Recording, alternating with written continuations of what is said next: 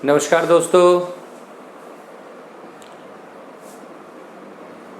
तो सबसे पहले तो मैं आपसे एक बात यही कहूँगा, यदि आपने अभी तक हमारे चैनल को सब्सक्राइब नहीं किया है तो सब्सक्राइब कर लीजिए, ताकि जो भी वीडियो ले नई उसकी इंटीमेशन आपके पास में सबसे पहले पहुँच जाए।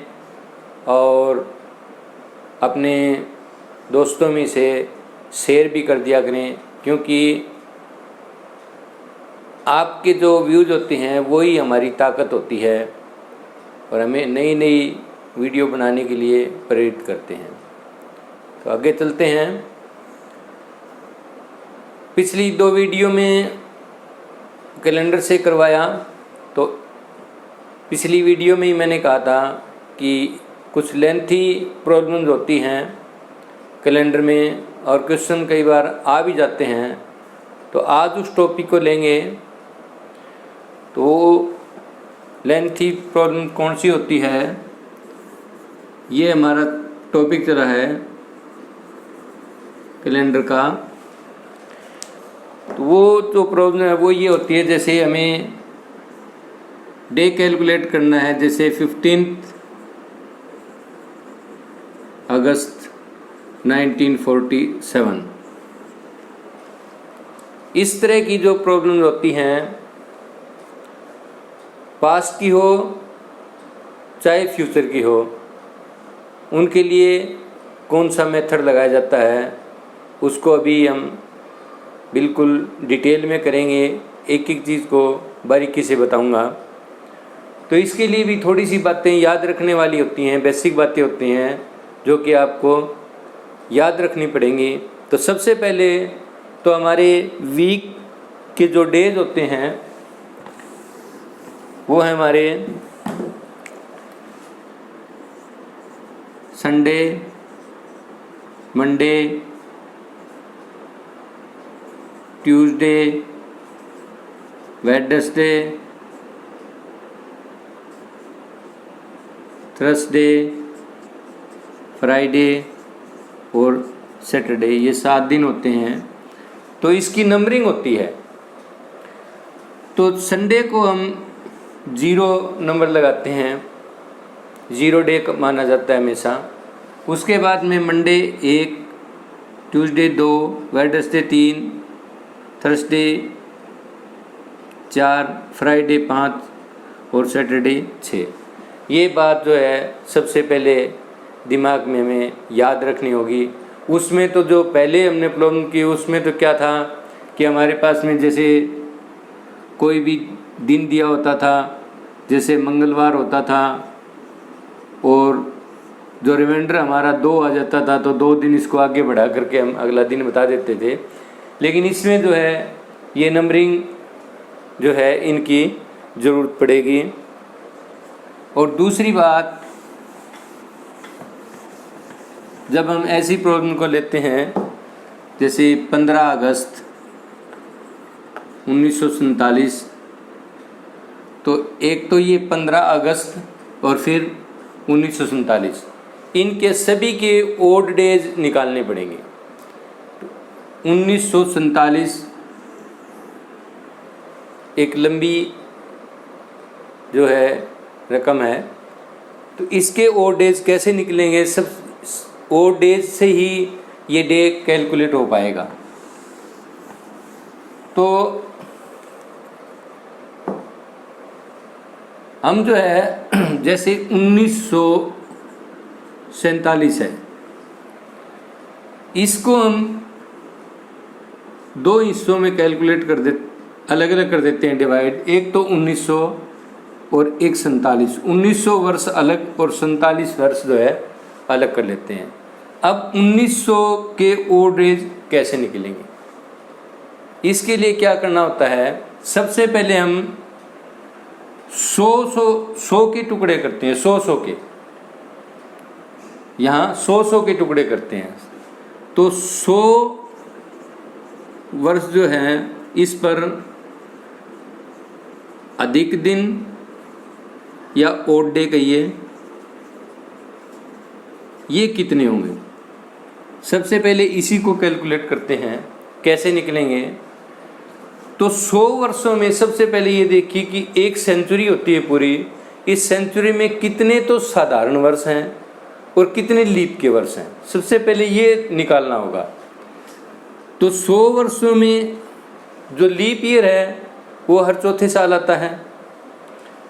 तो 100 वर्षों में कितने लीप ईयर होंगे, इसको हम 4 से डिवाइड करेंगे, 25 आता है। लेकिन हम 25 नहीं लेते, एक कम कर देते हैं।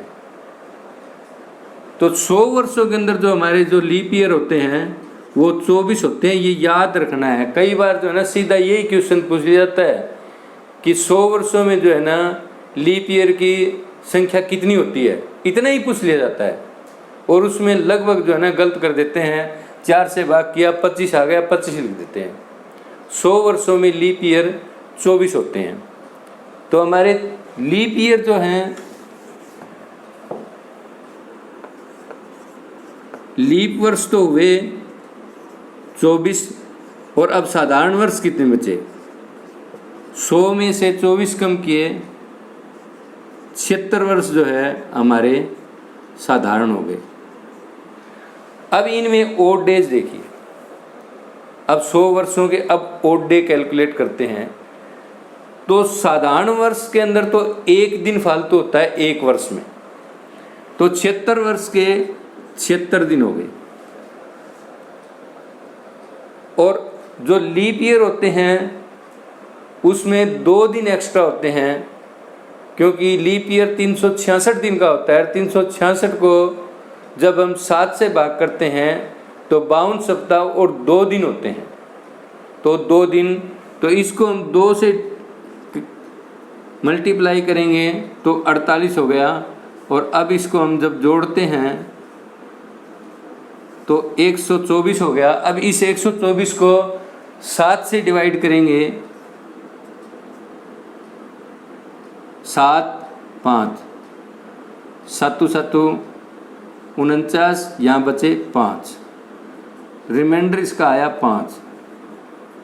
तो 100 वर्षों में जो दिनों की अधिकता है ओड डेज की, वो 5 दिन होता है। तो अब सबसे पहले मैं यही लिखता हूँ, ये कैलकुलेशन का तरीका था, ये याद रखने हैं हमें कि 100 वर्षों में जो अधिक दिन हैं, 100 वर्ष में ओड डेज हो गए हमारे 5। अब 200 में, 200 वर्ष में ओड डेज कितने बनेंगे? 5 और 5 10, फिर 7 से डिवाइड करो 3। तो 200 वर्ष में जो ओड डेज होते हैं वो 3 होते हैं। अब 300 पर आइए, 300 में कितने होंगे? 5 5 5 15 डिवाइडेड बाई 7, तो कितना आया रिमाइंडर? 1। अब आते हैं 400 पर।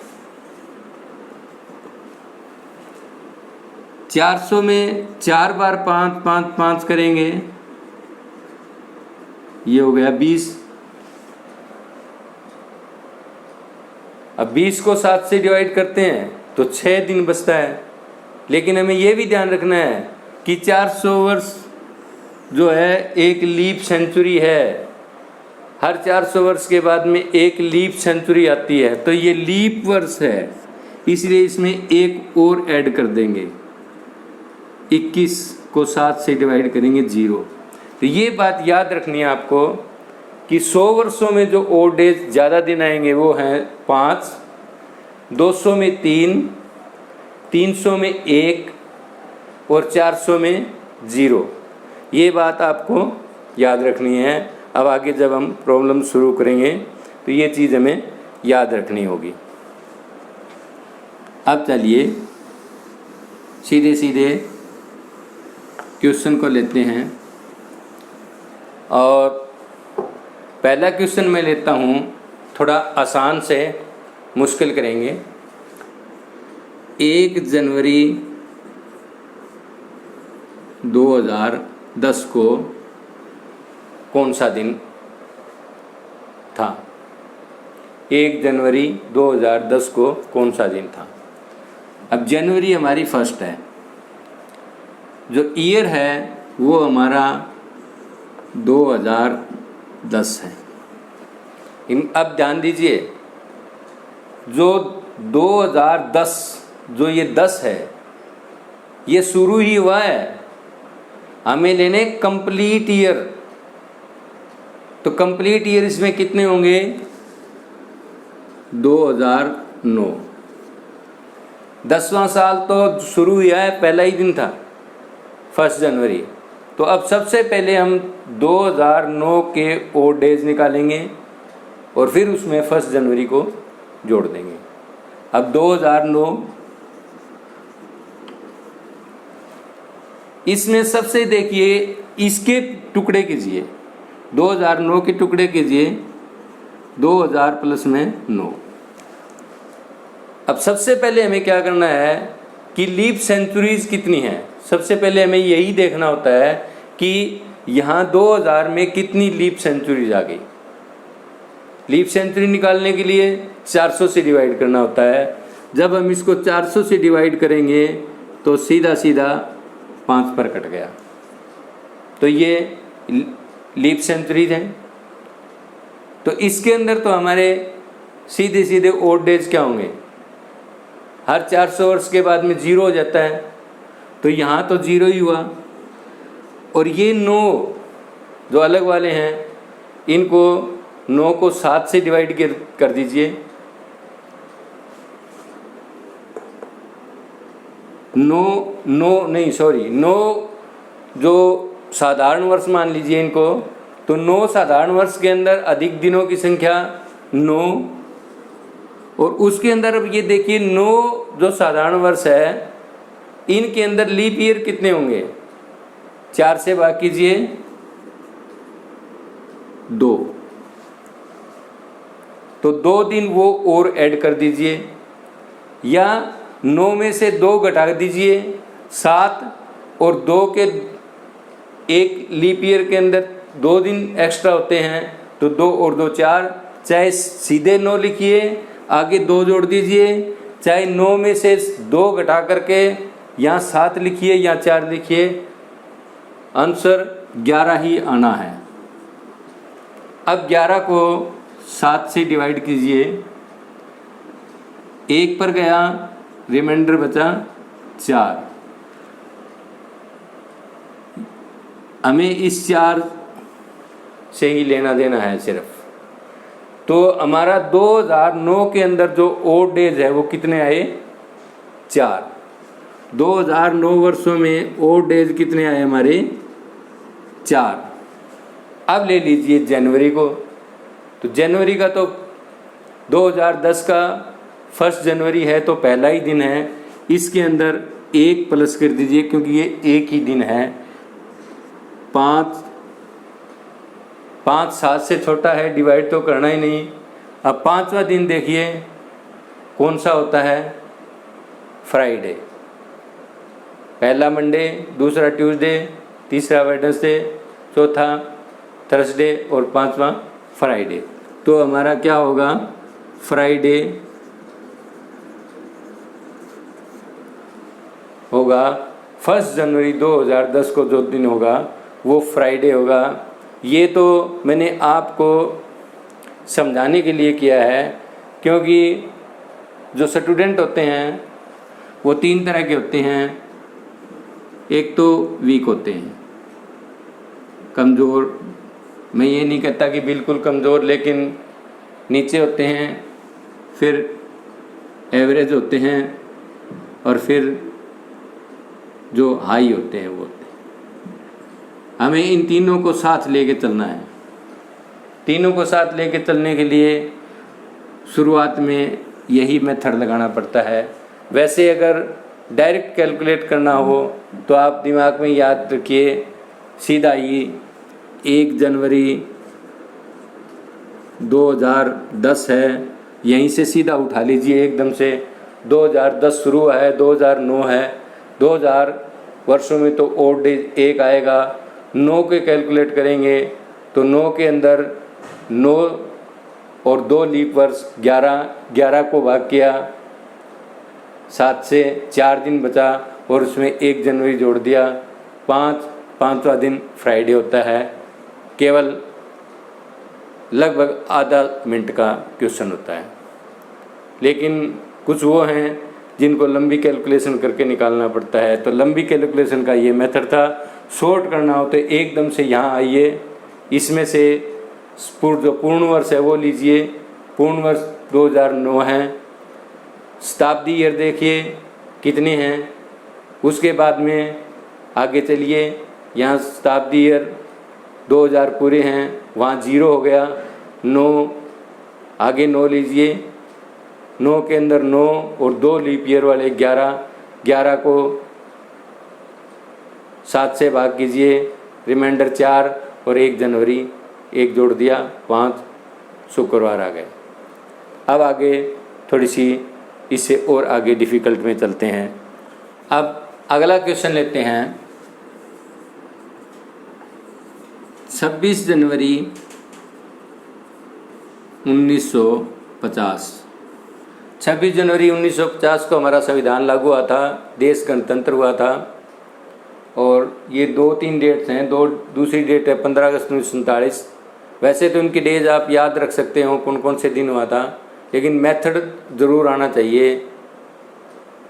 अब मेथड में क्या करना है, इसमें उसी तरह से शुरुआत करते हैं। 26 जनवरी को तो एक बार छोड़ देते हैं और 1950 को उठा लेते हैं। 1950 के अंदर जो है ना, ये देखो कि कंप्लीट ईयर कितने हैं। जो 50 है, 1950वां जो ईयर है, ये तो अभी अभी शुरू हुई है, क्योंकि 26 जनवरी का पहला ही महीना है। तो यहाँ कंप्लीट ईयर जो हमारे वो 1949 है। अभी इस 1949 के फिर से 2 टुकड़े कर देते हैं। जो century year, complete century year है, उनको अलग कर देते हैं। जो सेंचुरी ईयर से कम है उनको अलग कर देते हैं। तो 1900 प्लस में 49। अब इस 1900 का तो आपको पता है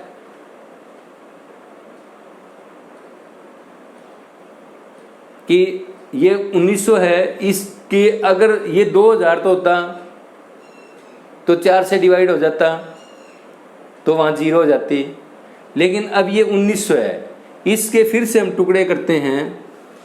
सबसे पहले इसके सेंचुरी जो लीप शताब्दी है, इसमें कितनी लीप शताब्दी आई उनको अलग करते हैं।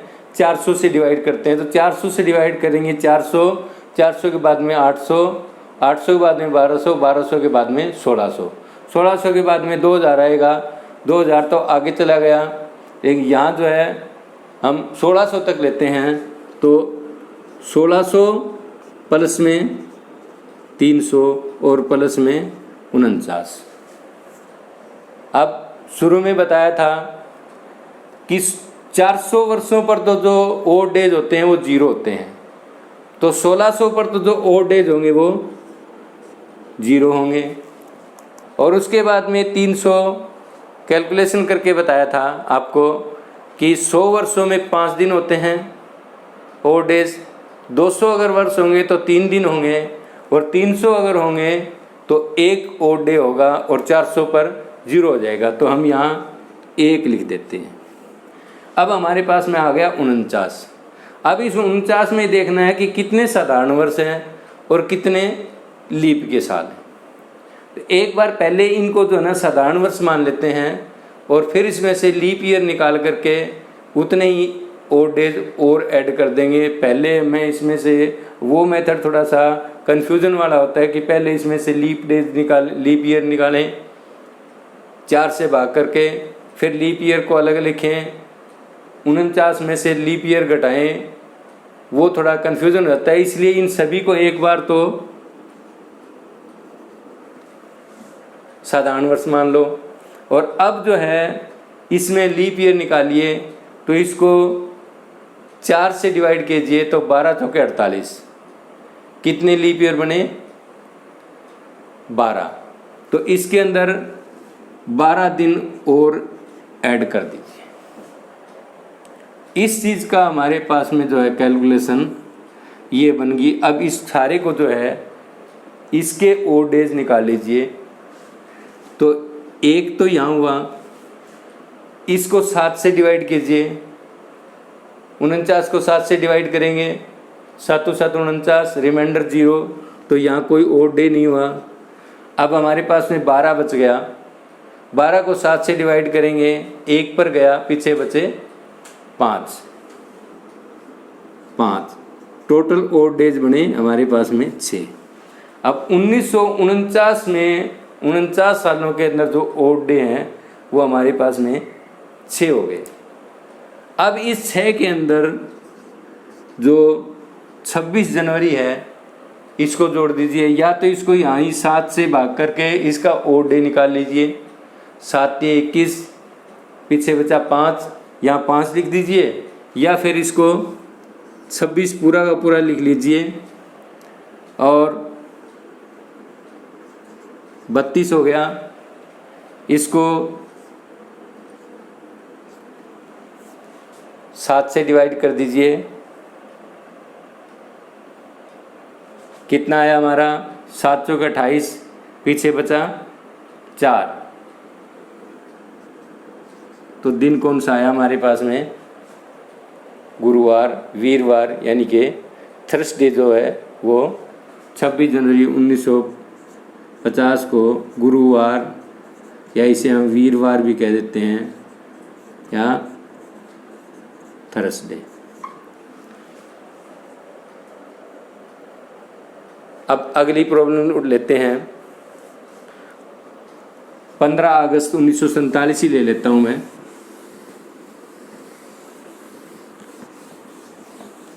तो इसको आप याद भी रख सकते हो, जैसे हिस्ट्री के अंदर रट्टा लगाते हैं तो आप एक दिन को तो रट्टा भी लगा कर रख सकते हो कि 26 जनवरी 1950 को थर्सडे था, वीरवार। अब लेते हैं 15 अगस्त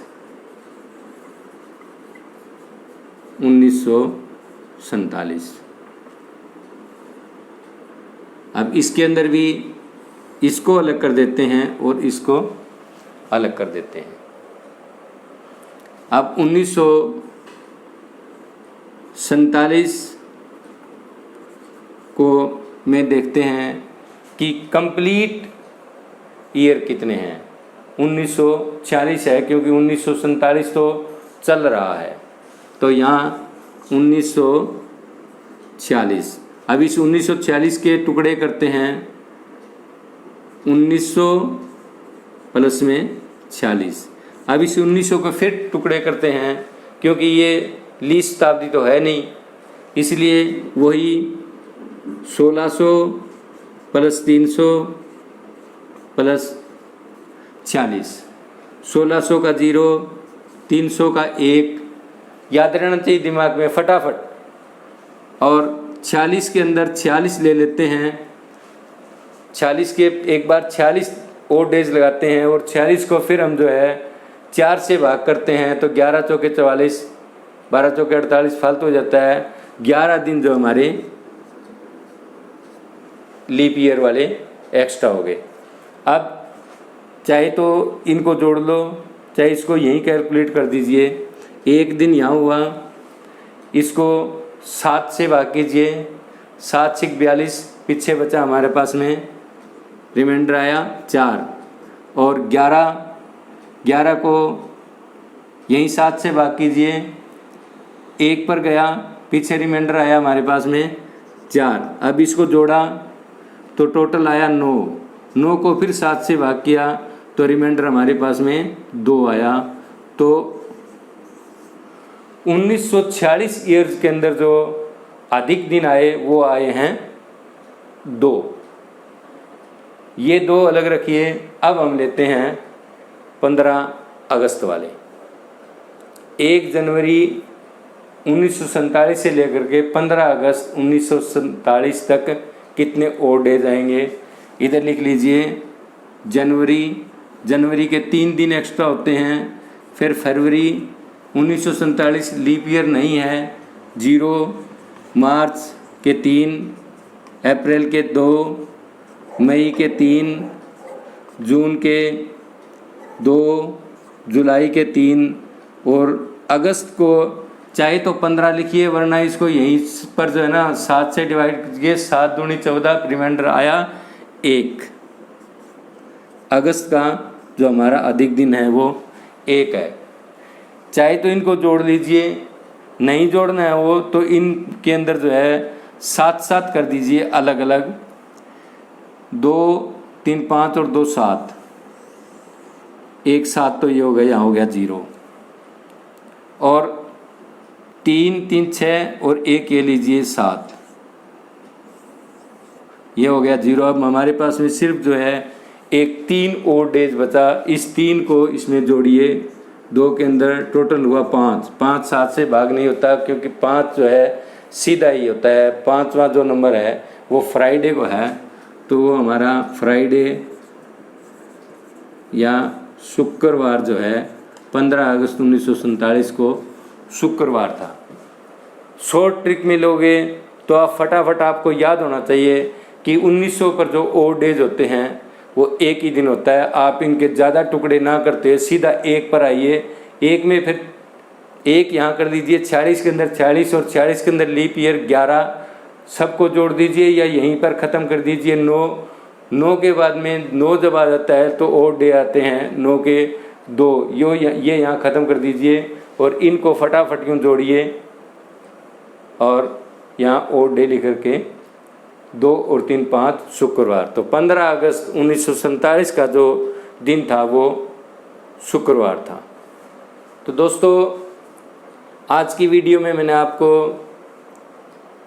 जो है ईयर से, डेट और ईयर से दिन निकालने बता दिए हैं। आप इसी तरह भी मैंने जो है ना 2000 और 1900 के जो हैं दिन निकालने बता दिए थे। अब आगे 1800 1700 को आप जो है ना इसी फार्मूले से कैलकुलेट कीजिए, प्रैक्टिस कीजिए। किताबें बहुत है मार्केट में, आप कोई भी बुक लाइए, बुकों में देखिए और आप प्रैक्टिस करते रहिए। तो आज हमारा इस वीडियो में अब तक बने रहने के लिए धन्यवाद। और वीडियो को जो है आप जो है ना पूरा देखा करिए ताकि आपको समझा जाए। ये जो है जो कैलेंडर का जो टॉपिक था आज की वीडियो के साथ ख़त्म होता है। इसकी 3 वीडियो बनी है, आप इसको अच्छी तरह देखिए। और इससे बाहर किसी भी एग्ज़ाम में इससे बाहर कोई क्वेश्चन नहीं पूछा जाता, तो आप इन तीनों वीडियो को अच्छी तरह देखिए, आपका ये नंबर कहीं नहीं जाएगा। तो इसके साथ ही आपका बहुत बहुत धन्यवाद।